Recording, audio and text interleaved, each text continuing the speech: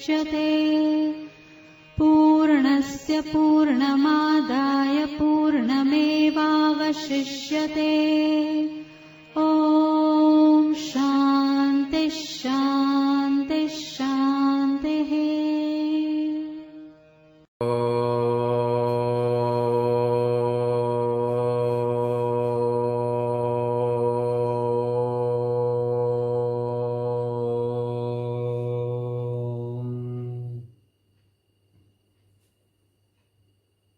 भद्रं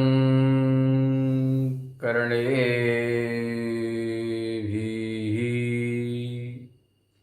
शृणुयामे देवाः।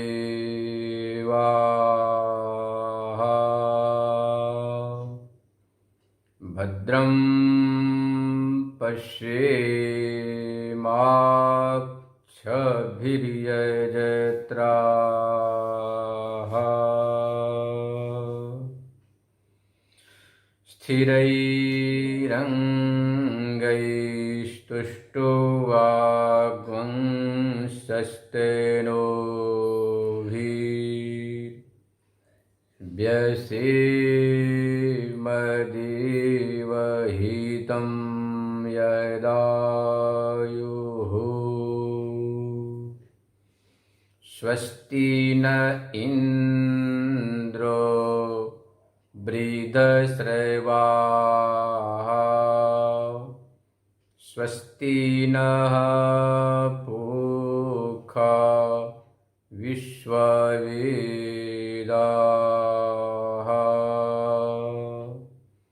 स्वस्ति नस्तार्क्ष्यो अरिष्टनेमिः।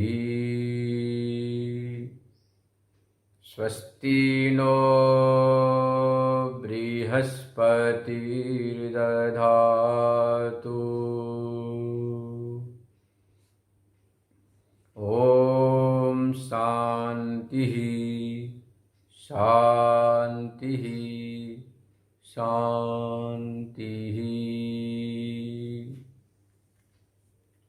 मुंबापुरी में समस्थित श्री स्वामी प्रेमपुरी आश्रम ट्रस्ट समायोजित एवं मातुश्री बेलाबेन, पिताश्री मूलजी भाई एवं भ्राताश्री हरिराम मूलजी दैया स्मृति गीता चिंतन माला श्री कृष्ण कुमार दैया जी की ओर से गीता चिंतन माला के अंतर्गत 15वां अध्याय हम लोग श्रवण करेंगे। भगवान की बहुत बड़ी कृपा है, खासकर दैया परिवार के ऊपर। गंगा प्रवाहवत अक्षुण्ण धारा गीता की प्रवाहित हो रही है। श्रोता भी धन्यवाद के पात्र हैं, क्योंकि बड़े भाग्य से यह चिंतन माला सुनने को मिलता है। शास्त्रों में कहा गया है, श्रोतव्य श्रुतिवाक्येभ्यो मंतव्य च उपपत्तिभिः मत्वा सत्यम ध्येयम एति दर्शन हेतवः। श्रुति वाक्यों के द्वारा हमें श्रवण करना चाहिए और सुनने के बाद श्रुता पदार्थ का बार बार मनन करे, चिंतन करे। जिस प्रकार से गाय चारा चरने के बाद बैठकर जुगाली करती है, तब जाकर हजम होता है, ऐसे हमारे जीवन में शास्त्रों को सुनने के बाद बहुत जरूरी है चिंतन करना। चिंतन को ही मनन कहते। और मत्वा सत्यम ध्येयम, मनन के बाद हमेशा तदाकार ब्रह्माकार वृत्ति बन जाए। कैसे? तैल धारावत, जल के धारा की बूंदे टपकती हैं नीचे, पर मधु की तैल की धारा में ये टपकना टूटना नहीं होता, अखंड प्रवाह तेल का मधु का धारा होता है। ऐसे ही आपको अखंड रूप से वृत्ति प्रवाह करना निध्यासन है। एते दर्शन हेतव, यही आत्म साक्षात्कार का कारण है। और आत्म साक्षात्कार से अधिक कुछ लाभ हो नहीं सकता। जीवन में यदि आत्मा का साक्षात्कार हो गया तो समझो कि हमारा जीवन सफल हो गया। ये अरबों खरबों अनंत काल से, अनादि काल से जो जीवन यात्रा चल रही, वह हमारी जीवन यात्रा सफल हो जाती है। तो आइए हम लोग गीता चिंतन माला जो दैया परिवार से प्रायोजित है, उसके अंतर्गत 15वां अध्याय श्रवण करेंगे। भगवान भाष्यकार कहते हैं कि परमात्मा के अधीन ही कर्मियों के कर्म का फल है। इसी बात को शिव महिमन में बताया गया है, वकर्म प्रध्वस्तं फलति पुरुषाराधनमृते अतस्त्वां संप्रेक्ष्य क्रतुषु फलदान प्रतिभुवम्। वकर्म प्रध्वस्तम, यज्ञ याग इत्यादि जो कर्म है, जब आग में आहुति का हवन करते हैं तो वह प्रध्वस्त हो जाता है, नष्ट हो जाते हैं। तो भला वह जो कर्म है जो कालक्रम से नष्ट हो गया, कैसे फल दे सकता है? संभव नहीं। इसलिए ईश्वर है, मात्र कर्मों से फल नहीं मिलता है। कर्म तो जड़ है। कितनी अच्छा बताओ, कितनी अच्छी से अच्छी गाड़ी हो, 1 करोड़ की हो, इंजन बढ़िया हो, चक्के बढ़िया हो, पर गाड़ी में ड्राइवर ना हो तो गाड़ी गंतव्य मार्ग तक पहुंचा नहीं पाएगी। जो आपकी मंजिल है, मंजिल तक वह जो गाड़ी आपको पहुंचा नहीं पाएगी। ऐसे चाहे कितना अच्छा कर्म हो, उपासना हो, पर बीच में यदि परमात्मा न हो तो वह जो कर्म है, उपासना, यज्ञ याग सत्कर्म, अहंकार को पैदा करता है, ईमान को पैदा करता है। दक्ष प्रजापति ने बड़ा भार यज्ञ किया, उसमें परमात्मा को जगह नहीं दिया, भगवान शंकर का स्थान नहीं दिया, तो वह यज्ञ सफल नहीं हो पाया, विध्वंस हो गया। ऐसे हमारे जीवन में चाहे कितना बढ़िया सत्कर्म हो, उपासना हो, भक्ति हो, यदि परमात्मा से रहित है तो उसका जो फल है वह शुभ नहीं होता, अशुभ होता, जैसे दक्ष यज्ञ में हुआ। इसलिए कह दिया कि परमात्मा के अधीन ही कर्मों का फल है, उपासना का फल, भक्ति का फल, सब कुछ परमात्मा के अधीन है।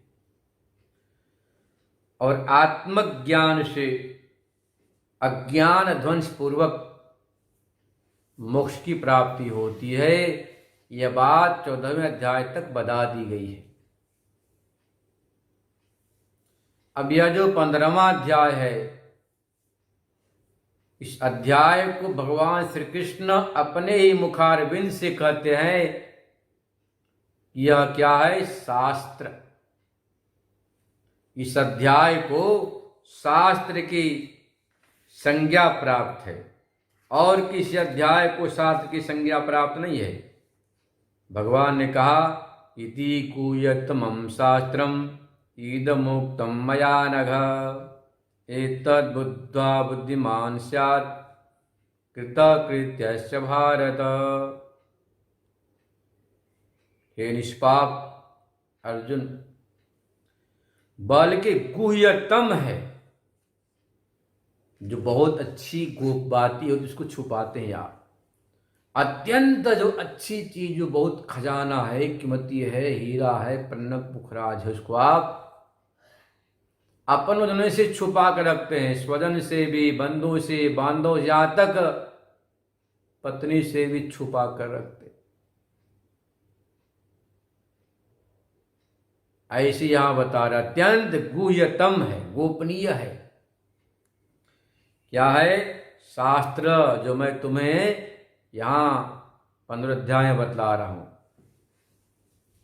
एतद् बुद्ध्वा, इसको जानने के बाद मनुष्य बुद्धिमान होता है।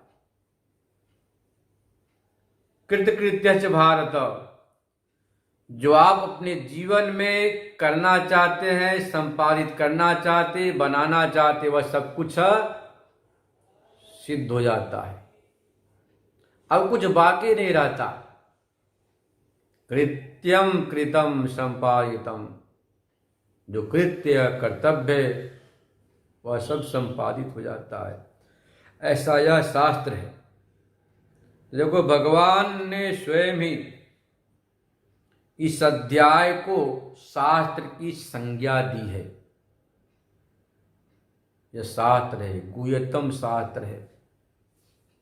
इसके जानने का फल बता दिया। इसको जानने से मनुष्य बुद्धिमान होता है। और कृत कृत्यश्च भारत, जो आज सुबह से लेकर सोने तक हाय हाय करते ना, बंबई में, दिल्ली में, जीवन में हाय हाय, ये हो जाए, वो हो जाए, ऐसा हो जाए, वैसा हो जाए, और उसके लिए अपने बंधु बांधवों को भी लगा देते हैं, नौकर चाकर लगा देते हैं, ये काम कर लो, फिर भी काम पूरा हो नहीं पाता, अधूरा ही रहता। यहां बता रहे कि जो कृत्य करने योग्य है, सब कुछ संपादित हो जाता। क्योंकि आप कुछ भी करते हैं, उसके पीछे एक ही आपका मकसद होता है। क्या मकसद होता है? कि मेरा नाम हो, सम्मान हो, प्रतिष्ठा मिले, यश मिले, लोग वाहवाही करे, कोई मेरी बुराई न करे, निंदा न करे, और मुझे परम आनंद शांति की प्राप्ति हो। इसलिए चाणक्य को कहना पड़ा, अधमा धनमिच्छन्ति धनम मानम च मध्यमा, उत्तमा मानमिच्छन्ति मानमेव हि महतां धनम। अधम प्राणी जीवन में मात्र धनम इच्छन्ति, धन की चाह रखते हैं। हाय धन, हाय धन, हाय धन, हाय रुपया, हाय पैसा। पूछो कि भाई प्रेमपुरी में सत्संग सुनने क्यों नहीं आते? बोले महाराज, कमाएंगे नहीं तो बुढ़ापा कैसे कटेगी। बच्चे को पूछो तो बोलते करियर इसका बिगड़ जाएगा। मतलब बच्चा जवान तो करियर बनाने में लगे हुए हैं, और बूढ़ा आदमी कहता कमाऊंगा नहीं तो बुढ़ापा कैसे कटेगी। धन तो कहा अधमा धन इच्छन्ति, अधम प्राणी धन ही चाहते हैं, धन को ही महत्व देते हैं। धनम मानम च मध्यमा, और जो बीच वाले होते हैं वो थोड़ा धन भी चाहते, सम्मान भी चाहते, और जो उत्तम होते, श्रेष्ठ महान व्यक्ति, मानमेव, सम्मान, प्रतिष्ठा। ऐसी प्रतिष्ठा हो जो कभी मीट न सके, अमीट हो। तो संसार में मात्र एक ब्रह्म ही है जिसकी प्रतिष्ठा है, वो अमीट है। जो रुपया, पैसा, सोना, चांदी, पढ़ाई लिखाई से हासिल होने वाली मान, बड़ाई, प्रतिष्ठा, इज्जत, सम्मान है, वह एक दिन मिट जाती, और एक क्षेत्रीय होती, एक क्षेत्र तक सीमित होती। परंतु यह जो भगवत भक्ति, गीता चिंतन माला से जन्य जो प्रतिष्ठा है वह अमीट होती, उसका किसी क्षेत्र से वाद नहीं होता है, काल से वाद नहीं होता है। आपने मीरा का नाम सुना, बहुत लोगों को पता नहीं होगा कि मीरा कहाँ पैदा हुई, उसके पिता को और माता को कुछ पता नहीं होगा,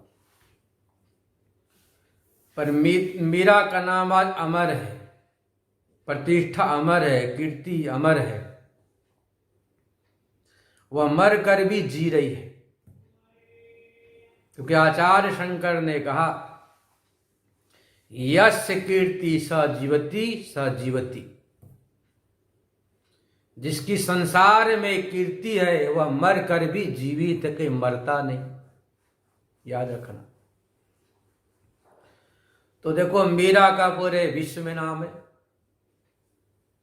इसका काल से वाद नहीं, क्योंकि मीरा ने साक्षात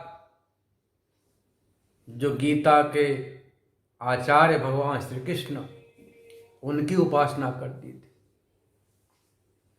मेरो तो गिरधर गोपाल दूसरो ना कोई। देखो मीरा ने भगवान की भक्ति की, श्याम सुंदर की, श्री कृष्ण की, आनंद कंद की, इसलिए मरकर भी अमर है। उसने सबका पल्ला छोड़ दिया, मात्र कृष्ण कन्हैया का पल्ला पकड़ा, इतने कसके पकड़ा कि उसके पति विरोधी हो गए, परिवार वाले, समाज वाले, फिर भी किसी की सुनी नहीं, पल्ला को छोड़ा नहीं। मीरा का की प्रतिष्ठा सम्मान धन से नहीं, ऐश्वर्य से, मात्र भगवान के नाम से। यूं कहो को कि भगवान का उसने पल्ला पकड़ लिया, इसलिए आज भी मीरा का नाम अमर है। न क्षेत्र से बाद, न देश से, न काल से, सर्वत्र, न कोई अनुबंध न निबंध। तो आप यही चाहते कि हमारा नाम अमर रहे। कैसे अमर होगा? तो खूब बढ़िया मकान बना लो, फैक्ट्री लगा लो, दुकान खोलो, अच्छा व्यापार कर लो, करोड़ों रुपया जमा कर लो। इससे मेरे प्यारे भाइयों आपकी कीर्ति या नाम नहीं रहेगा। आपकी कीर्ति नाम तो मात्र भगवान की भक्ति, शास्त्र की श्रवण से। अच्छा, भक्ति भी तुम कैसे करोगे? जब तक तुम यह नहीं मालूम कि सत्य है असत्य है, तब तक भक्ति भी नहीं हो सकती। जानहु बिने होई न प्रीति, बिना प्रीति होई न प्रतीति। जब तक नहीं जानेंगे तब तक प्रीति नहीं होगी, और बिना प्रीति के प्रतीति मतलब साक्षात्कार नहीं होगा। तो यहां पर बतला रहे कि वास्तव में ईश्वर तत्व क्या है, ब्रह्म तत्व क्या है। हमारे जीवन में एक वैराग्य ऐसा तत्व है कि वैराग्य आने के बाद ही विवेक टिकता है। विवेक पूर्वक वैराग्य हो तो वह जो वैराग्य टिकाऊ होता। विवेक रहित वैराग्य को हम मरकटा वैराग्य बोलते, शमशानिया वैराग्य बोलते। श्रीमद् भगवत गीता के 15वें अध्याय में सबसे पहले संसार वृक्ष का वर्णन किया गया। जब आप संसार रूपी वृक्ष का स्वरूप ठीक ठीक समझ लेंगे तो आपको अपने आप वैराग्य हो जाएगा, और वैराग्य ही परमात्मा से मिलने का सबसे उत्तम पाथेय है, मार्ग है। जिस प्रकार से महल के छत पर पहुंचना हो तो सोपानक क्रम से जाते, सीढ़ी क्रम से चढ़ते, ऊपर नीचे स्टेप बाय स्टेप चढ़ते हैं ना, ऐसे ही परमात्मा के प्राप्ति का वैराग्य प्रथम सोपान है। और वैराग्य कैसे होता है? जब संसार से जरा दुख होता, विषाद होता, जिसको बोले ठेस लगना, जो संसार के लोगों से ठेस लगता है, धक्का लगता, धोखा मिलता है, तब जाकर के वैराग्य आपके चित्त में जन्म लेता है।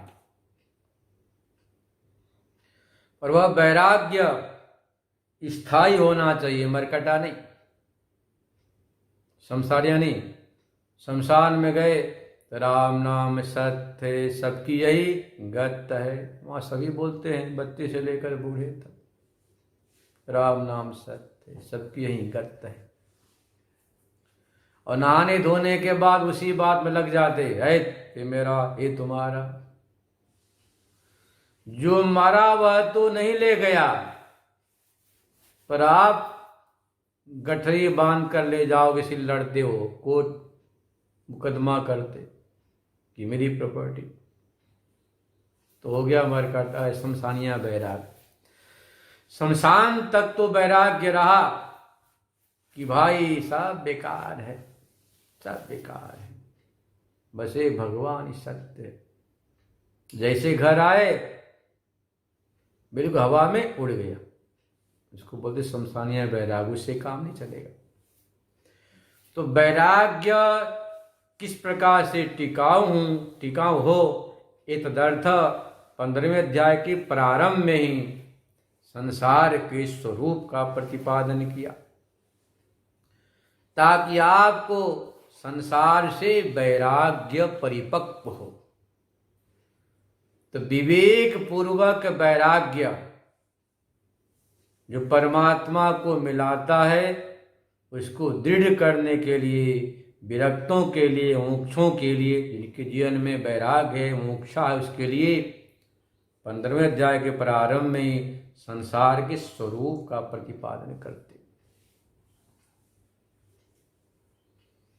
जिस संसार के पीछे जगने से लेकर सोने तक, जन्म से लेकर मृत्यु तक भागते रहते, असल में संसार क्या है, इसका मूल क्या है, इसकी टहनियाँ क्या, शाखा क्या, प्रशाखा क्या, फल क्या, फूल क्या, इसकी परिणति क्या है, इन बातों को ठीक ठीक समझ लेंगे तो आपको अपने आप चित्त में वैराग्य हो जाएगा। फिर संसार में रहकर भी जैसे कीचड़ बीच कमल खिलता है, वैसे आप कमल के समान खिलते रहेंगे, प्रसन्न चित्त रहेंगे, आनंद चित्त रहेंगे। बाप के चित्त में दुनिया का चिंता नहीं होगा, विक्षेप नहीं होगा, वो चित्त से हमेशा परमात्मा का चिंतन होगा, भगवान ही भगवान।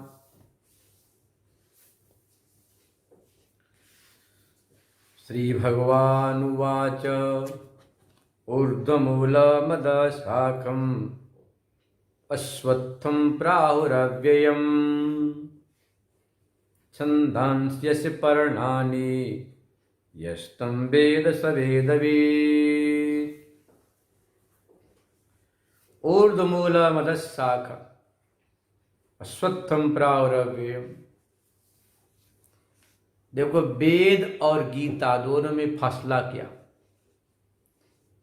वेद तो कहते हैं परमात्मा का, तस्य वाहवा एतस्य पुरुषस्य निश्वसितम् यत् एतद् ऋग्वेद सामथर्वाङ्गिरस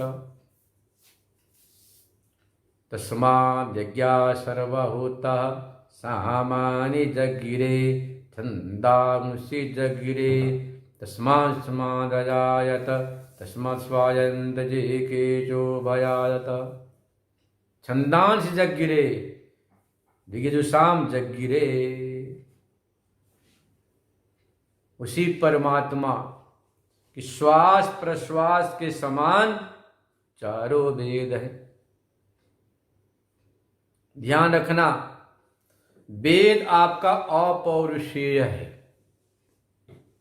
वेदांत सिद्धांत में वेद को पौरुषेय नहीं मानते, सनातनी पौरुषेय नहीं मानते। वेद क्या है? अपौरुषेय वाक्य है। किसी पुरुष विशेष के मस्तिष्क का उपज ये वेद नहीं है। दुनिया के तमाम जो धर्म ग्रंथ हैं किसी न किसी व्यक्ति विशेष के मस्तिष्क का उपज है, इसलिए उसमें 4 दोष अपरिहार्य है।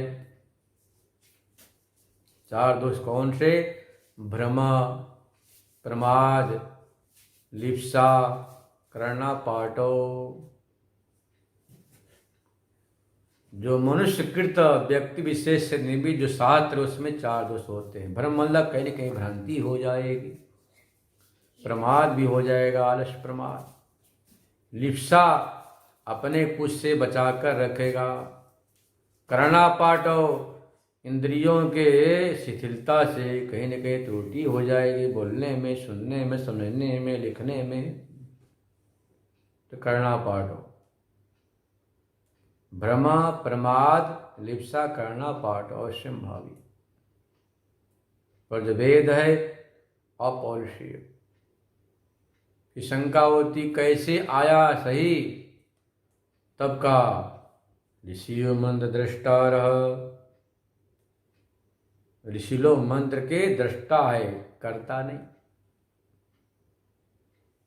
ध्यान समाधि के द्वारा ऋषि ने मंत्र का साक्षात्कार किया, देखा, अनुभव किया, फिर वैसा आपको बता दिया। जैसे श्वास प्रश्वास स्वाभाविक है, चाहे हमारा हो, चाहे आपका हो, चाहे ब्रह्मा का हो, चाहे विष्णु का हो, चाहे शिव को, चाहे रुद्र का, श्वास स्वाभाविक चल रहा है, अकृत्रिम है। कृत्रिम नहीं है, बनावटी नहीं, स्वाभाविक अपने आप चल रहा है। ऐसे ही ये चारों वेद, देखो पहले वेद एक ही था, पर वेद व्यास जी ने 4 भाग कर दिया, इसलिए करते हैं वेद व्यास। जो गीति प्रधान को कह दिया सामवेद, अलग कर दिया। जो आप गद्य प्रधान यजुर्वेद, मंत्र प्रधान को ऋग्वेद, और अथर्ववेद जो नाना प्रकार के विज्ञान का संचय।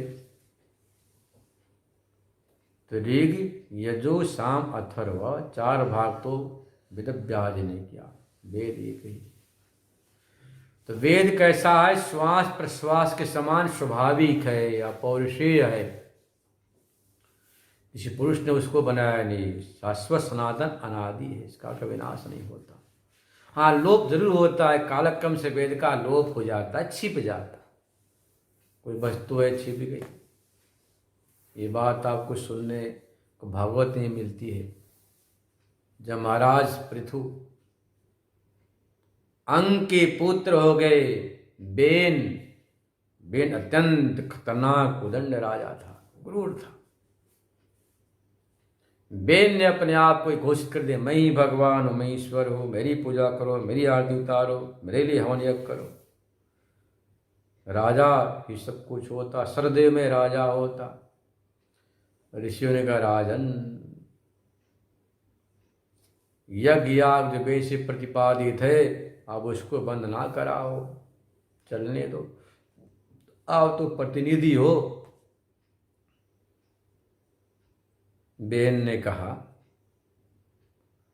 जैसे कोई धर्मपत्नी अपने पति को छोड़कर जार पुरुष की सेवा करती, ऐसे तुम लोग बातें करते। अरे बिजली मैं दे रहा हूं, पानी मैं दे रहा हूं, अन्न धन जल मैं दे रहा हूं, सुरक्षा मैं कर रहा हूं, रख रखाव मैं कर रहा हूं, सड़क हमने बनाई, हॉस्पिटल हमने बनाए, स्कूल हमने खोले, सब कुछ तो हमने। तो मुझ राजा को छोड़कर वो विष्णु नारायण शिव जिसको तुम देखे नहीं, मात्र सुने हो, उसकी उपासना करते हो, ऐसा उसने कहा। ऋषियों ने ओंकार से उसे भस्म कर दिया। बैंक स्थली के मंथन होने के बाद पृथु महाराज जब प्रकट हुए, प्रजा ने प्रार्थना किया, महाराज हम बहुत भूखे प्यासे हैं, हमें अन्न दीजिए। जैसे पृथु महाराज धनुष पर बाण का संधान करते हैं, पृथ्वी प्रकट हो गई, बोले महाराज क्षमा करें। पृथु महाराज ने कहा तो हविष्यान ग्रहण करती है पर अन्न देती, इसलिए तेरे मेधा से मैं प्रजा का पालन करूंगा। तो पृथ्वी ने कहा महाराज जब बड़े बड़े राजा महाराजा उदंड हो गए, दैत्य स्वभाव के हो गए, तो हमने औषधियों को, अन्नों को, रसों को छिपा लिया, लुप्त कर दिया। अब आप धर्मात्मा है, तुम्हें सब प्रकट कर देती हूं।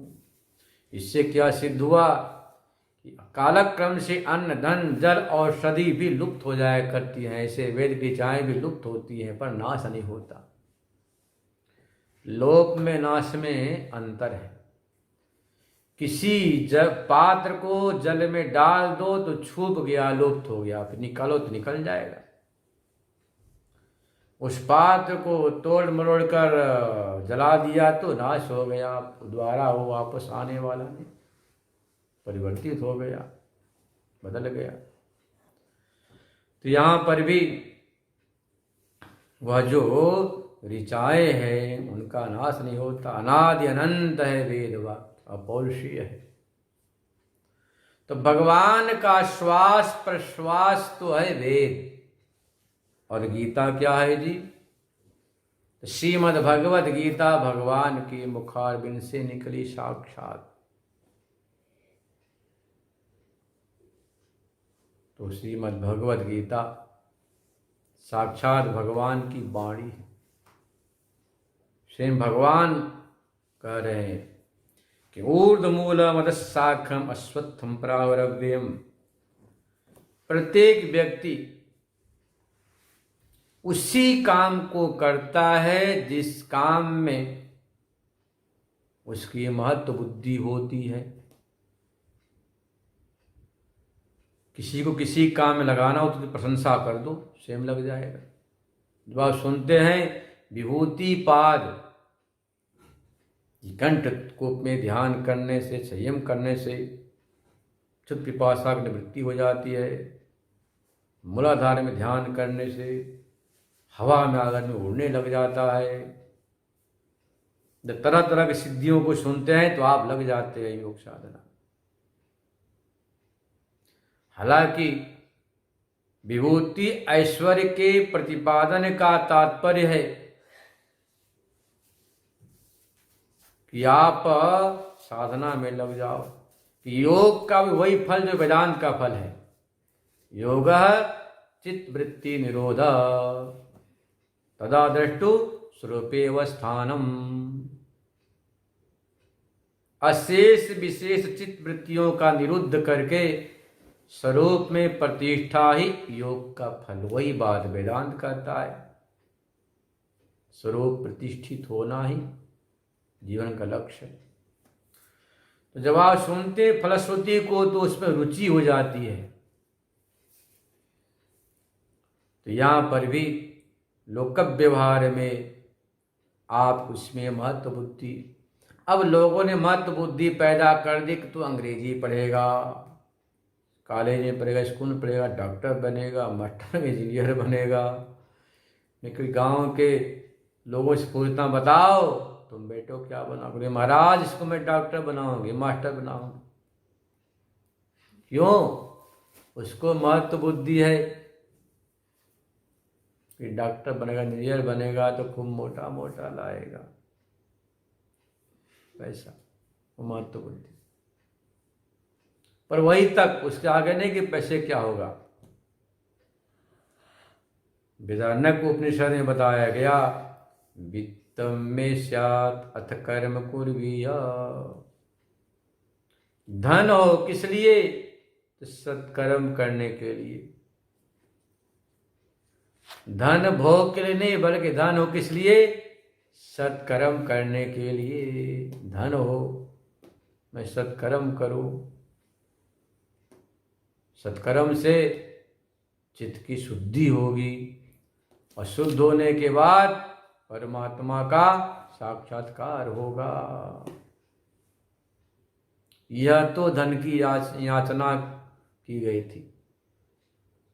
धन भोग के लिए नहीं, क्योंकि भोगे रोग भयम।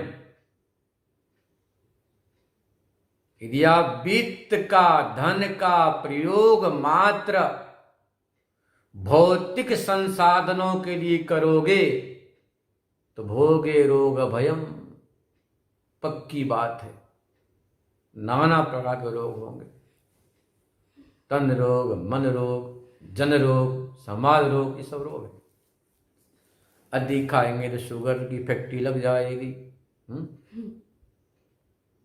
और अधिक रखोगे तो जन रोग, चोर की दृष्टि पड़ जाएगी। मन रोग, मन उसी में चिंतित रहेगा, बचाओ, कैसे बचा कर रखो, चोर चुरा न ले। तन रोग, जन रोग, परिवार से बचाना पड़ेगा, हमेशा उसी का चिंतन चलता रहेगा।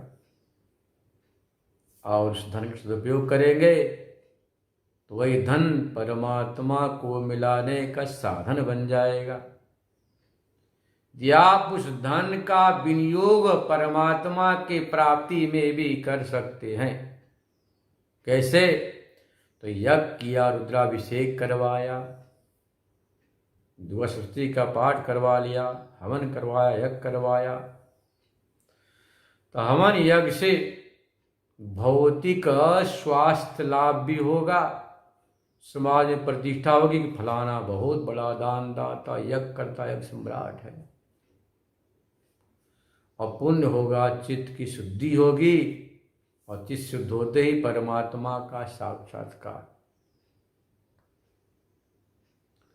तो यहाँ पर भी ये बता रहे महत्व किसका है।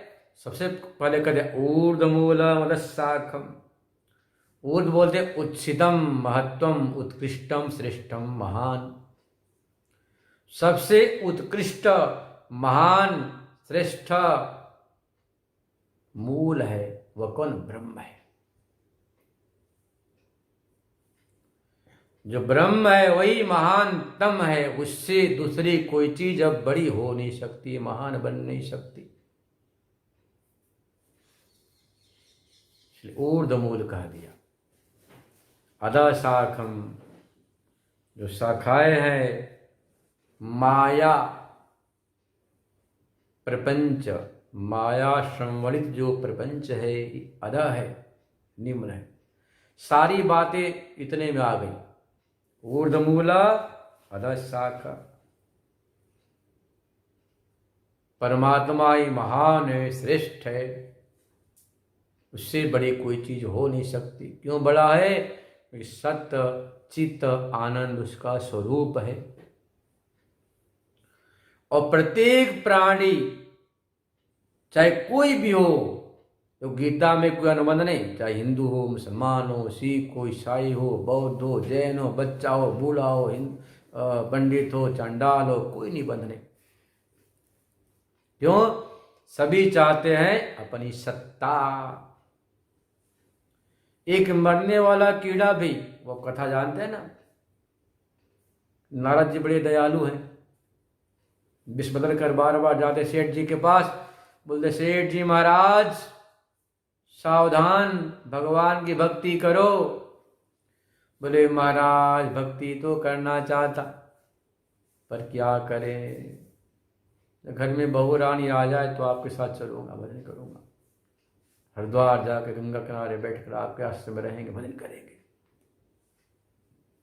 अच्छी बात। अब घर में बहू आ गई, फिर आगे नारद जी महात्मा का वेश बनाकर, सेठ जी ने खूब स्वागत किया, आओ आओ महाराज, अच्छा ऊंचा आसन दिया, नीचे बैठ गए, पाद प्रक्षालन किया, माला चढ़ाई, चंदन लगाई, खूब मोटी दक्षिणा दी। जो नारद जी महात्मा का वेश बना कर आए थे। बोले सेठ जी याद है? बोले हाँ हाँ याद है।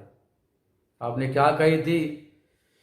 घर में बहू रानी आ जाएगी तो आपके साथ हरिद्वार चलूंगा, गंगा किनारे रहूंगा, आपका आश्रम में सेवा करूंगा, भजन करूंगा, राम राम करूंगा। संसार कुछ नहीं है। और तो बहू रानी आ गई, पधारो। बोले महाराज नहीं नहीं बहू रानी, ध्यान रखना पड़ता है, जब पोता हो जाए फिर चलूंगा आपके साथ। और पोता हो गया फिर आगे नारद ही पीछे पड़ गए। ये महात्मा जिसके पीछे पड़ते उसको परमात्मा तक पहुंचाकर छोड़ते हैं। नारद जी आए, अब तो पोता हो, चलो। अरे महाराज पोता बच्चा है, बहुत चंचल है, शरारती है, शरारत करता है, इसीलिए जब ध्यान रखना पड़ता है, तो बड़ा हो जाए फिर चले। पोता बड़ा हो गया फिर बाबा जी और के आगे नारद जी बोले सेठ जी अब तो चलो, बुढ़ापा आ गई। बोले महाराज मैं तो चलूं पर क्या करूं, बुढ़ापा आ गई, अब जो है थोड़ा सा सोच रहा हूं पोते का ब्याह हो जाए, इसकी बहू देख लूं फिर चलो। नारद जी को हंसी आ गई। इतने में कालक्रम से मरकर घर के कुत्ते बन गए। अब आए, बोले नारद जी अब तो चलो, भो भो भो भूखने लगे। नारद जी ने कहा मैंने कहा था भजन करो, नहीं किया था, कुत्ता बन गए, घर की रखवाली कर रहे हो, फिर भी जाने को तैयार नहीं। अंत में कीड़े बन गए। अब तो चलो, कमंडल से जल निकाला, छींटा मारा, विवेक जगा, फिर भी तैयार नहीं। कीड़ा बनने पर भी अपने बचने को उपाय ऐसे ऐसे करने लगे। सोचो, एक कीट पतंग भी मरना नहीं चाहता, बूढ़ा भी मरना नहीं चाहता, अपनी सत्ता बरकरार रखना चाहता।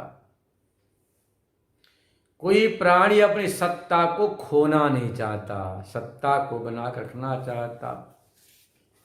तो क्योंकि सत्य स्वरूप है, उस सत्ता को बना कर रखना चाहता, चित्त ज्ञान आनंद चाहता, कोई भेद नहीं। तो नारद जी कृपा से वही सेठ जी जन्मांतर मैत्रेय ऋषि बने। तो संत जिसके पीछे पड़ जाते उसको परमात्मा तक पहुंचा कर ही छोड़ते हैं। सोच लो, जिसके घर पर बिना बुलाए संत पहुंच जाए, समझना कि बड़ा भारी मेरा भाग्य उदित हो गया। और भक्ति हो तो फिर क्या कहना, सोने में सुहागा। तो यहां पर ये जो जीव है, वह कोई भी जीव बिल्कुल जो है ना अपनी सत्ता को बना के रखना चाहता, चैतन्य मतलब ज्ञान को चाहता, आनंद को चाहता। इसलिए श्री गीता के सभी अधिकारी हैं, सच्चित आनंद सब चाहते हैं। इसलिए तो ऊर्ध्व मूल कैसा है, सच्चित आनंद स्वरूप है, सबका वही जड़ है। आपको मीठा मीठा आम का फल खाना है, फल कहाँ लगता, ऊपर शाखा के ऊपर, और पानी कहाँ डालते हो, जड़ में, नीचे मूल में। कोई कहे कि भाई शाखा में लगता है फल फूल वहां डालो, तो नहीं काम चलेगा। जड़ में जल का सिंचन करने से शाखा प्रशाखा होते हुए पुष्प फल तक आपका जल पहुंच जाता, वही मीठा मीठा फल होकर आता। ऐसे जीवन में यदि आपको सच्चित आनंद चाहिए तो मूल जड़ को पकड़ लो, जो परमात्मा है, उसकी पकड़ते आपको सब कुछ मिल जाएगा। जड़ में जल डालने से लकड़ी मिलती है, शीतलता मिलती है, शीतल हवा मिलती है, फूल ही मिल जाता, फल ही मिल जाता। ऐसे यदि आपके जीवन में आपने परमात्मा को जो ऊर्ध्व मूल है, सबसे विलक्षण है, उद्गत है, उच्छिष्ट है, उत्कृष्ट है, महान है, ऐसा जो मूल परमात्मा, उसको यदि आपने महत्व दिया, हमारे बुद्धि ने महत्व दिया, तो जीवन आपका बिल्कुल अमृतमय हो जाएगा, आनंदमय हो जाएगा। अधः शाखा, संसार अधः है, निम्न है। यदि आपने मात्र संसार को महत्व दिया तो आपका जीवन जीते जी नरक बन जाता है। निर्णय आपके हाथ में। भगवान तो स्पष्ट कर दिए, ऊर्ध्व मूल अधः शाखा। मूल ऊर्ध्व है, ऊर्ध्व मतलब नाम रूप से अतीत है। संसार कैसा है? नाम रूपात्मक, अस्ति भाति प्रिय, नाम रूप। ये जो अस्ति भाति प्रिय तो परमात्मा का स्वरूप है। नाम रूप जगत का स्वरूप है जो परिवर्तनशील है। यहां पर स्पष्ट कर दिया कि भाई जो जगत है आपका कैसा है, तो कह दिया कि नाम रूपात्मक परिवर्तनशील है, इसमें कोई रस नहीं। रसो वैसा, साक्षात वेद भगवान कहते हैं रसो वैसा। रस सार तो मात्र परमात्मा ही है, जगत निरस है। हम निरस जगत में भी रस ढूंढते हैं। कैसे? श्वानवत, जैसे कुत्ता सूखी हड्डियों को लेकर चबाता है, उसी के मसूड़े से रक्त का स्राव होता है तो बड़े प्यार से चाटता है, खुश होता है कि मैंने खून को प्राप्त कर लिया।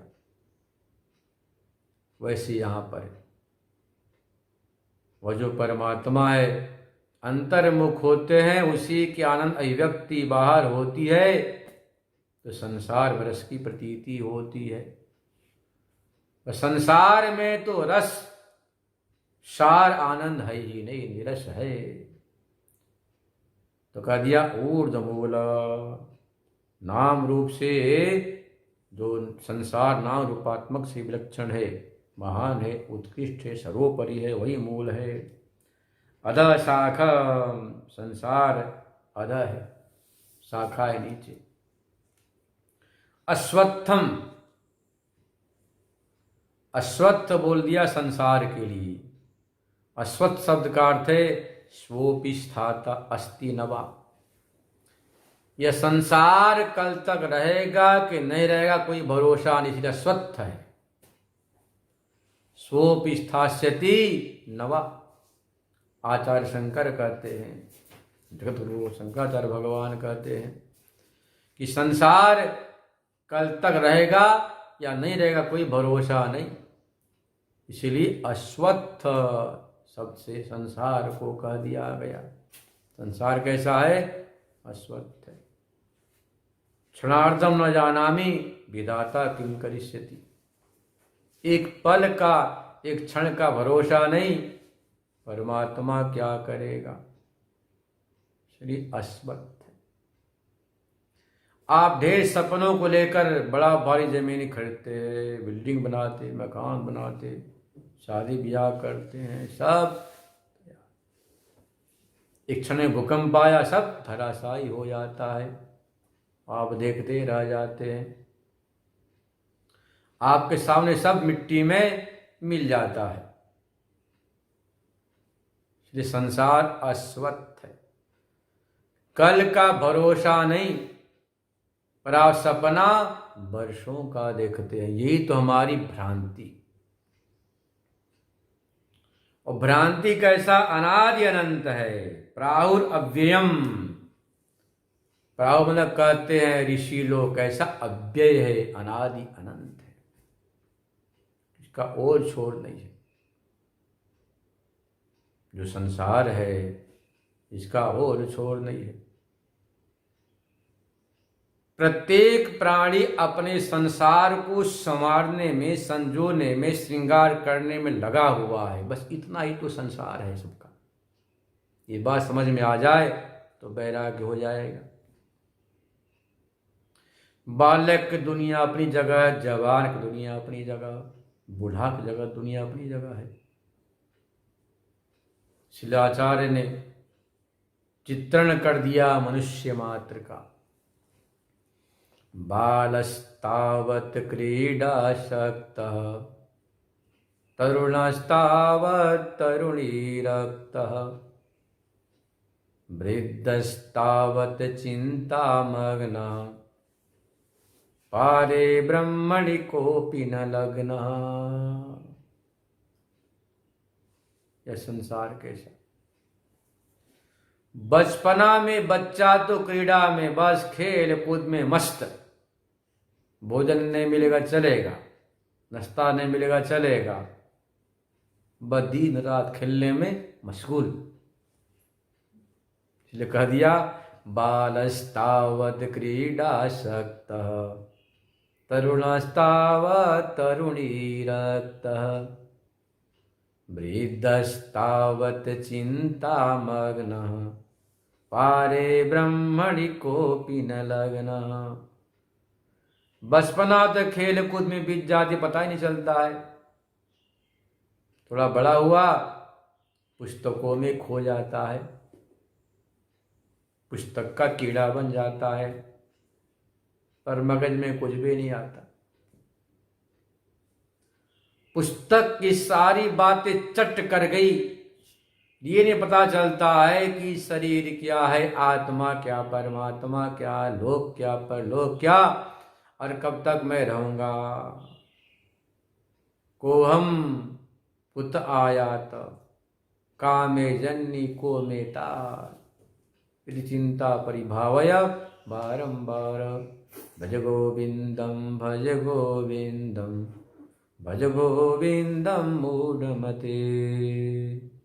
आचार्य कहते हैं कि भाई सावधान, बाल्यावस्था तो खेल में चली गई, युवा अवस्था में पुस्तक में खो गया, फिर धन कमाने लग गया, इदम में शायद फिर साथी कहते रहे तू क्या कमाया, देख मैं तो इतना कमा लिया। अब हो गई नई बीमारी, जितना कमाया तो उतना पर्याप्त,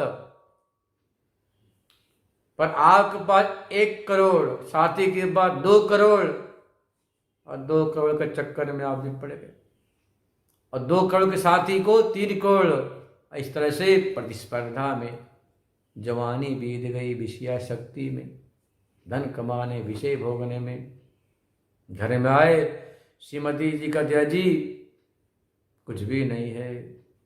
और जब नोटबंदी हुआ ना तो खूब मोटा मोटा नोट निकला, माताओं ने कहा अरे लो जी इसको भी कर लो। कल तक तो बोला था कि नोट जहर खाने के लिए 1 कौड़ी भी नहीं, और नोटबंदी हुई तो खूब लाखों नोट निकल गए। तो हमारी भारतीय शुद्ध परंपरा रही। इतने अंश में मोदी जी ने बहुत ही गलत किया, इसमें कोई मतलब की बात नहीं, क्योंकि हमारे यहाँ माताएं बने घर में धन को छुपा कर रखती, इसलिए आपदर्थे धनम रक्षेत, चाणक्य नीति है। आपदर्थे धनम रक्षेत, आपत्ति काल में माताएं, बहनें, बहुएं वो धन को निकाल के देती हैं पति को, पिता को, बच्चे को, समस्या को, या रोग है, बीमारी है, शादी ब्याह में। शुद्ध परंपरा हमारे भारतीय परंपरा थी। तो मोदी सारे नोटबंदी से सब ध्वस्त कर दिया है, बहुत बड़ा गलत हुआ, भगवान की इच्छा। तो देखो नारायण, युवावस्था तो इसमें चली गई विषय भोग में, बुढ़ापाई वृद्धतावा चिंता मग्न, चिंता में डूबने लगा, अब क्या होगा, अब क्या होगा। इस धन का क्या होगा जो हमने कमाया।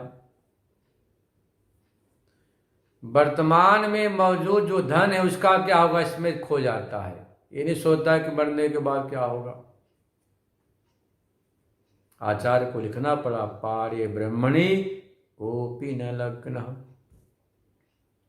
उस परब्रह्म में कोई भी नहीं लगा हुआ है, सब खोया हुआ है अपने अपने संसार को संजोने में, संवारने में, सुधारने में, श्रृंगार करने में, इसी में से उलझे हुए। कोई कोई ऐसे होते हैं जो स्वरूप के चिंतन में, परमात्मा के चिंतन में खो जाते हैं, दिन रात लगे रहते। सच्चाई है, अनुभव की बात मैं कह रहा हूं, कोई बनावटी बात नहीं। जैसे बच्चा खेल में खो जाता है, युवा धन में डूब जाता है, बूढ़ा जैसे चिंता मग्न हो जाता है, ऐसे ही साधक भी साधना में 24 घंटा लगा ही रहता। ये हमारी अनुभूति है, उसको टाइम नहीं मिलता। तो सुबह उठेगा 3 बजे तो भी ध्यान करेगा, नहाया धोया, फिर भजन चिंतन किया, गंगा नहाया, फिर स्वाध्याय किया, ध्यान किया, फिर भोजन के बाद उसी में लग गया, आराम किया थोड़ा, फिर लग गया। उसको 1 सेकेंड भी फुर्सत नहीं मिलता दुनियादारी के काम के लिए।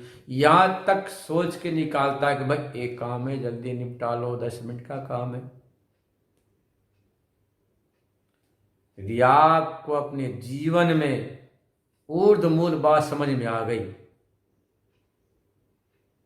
सबसे उत्तम, उत्कृष्ट, महान एक मूल है परमात्मा, वही है, तो आप अपने आप भजन में लग जाएंगे। भजन में लगना नहीं पड़ेगा, भजन करना नहीं पड़ेगा, स्वयं ही भजन होने लग जाएगा। क्योंकि आपको संसार से वैराग हो जाएगा कि संसार अध है, निम्न है, अस्वस्थ है, कोई भरोसा नहीं, एक पल का, एक क्षण का, इस शरीर का भरोसा नहीं, अगले क्षण रहेगा कि नहीं रहेगा, इसलिए कह दिया अस्वस्थ।